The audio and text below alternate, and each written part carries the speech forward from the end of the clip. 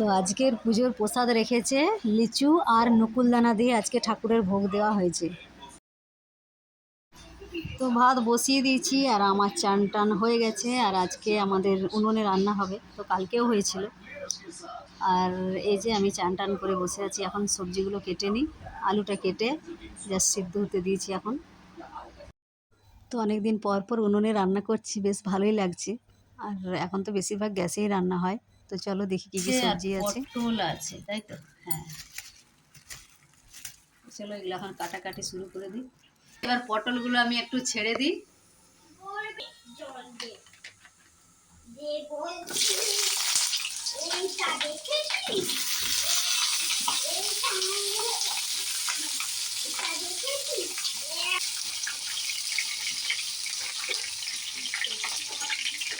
ভেজে নিয়ে তারপরে তরকারি বানাবো।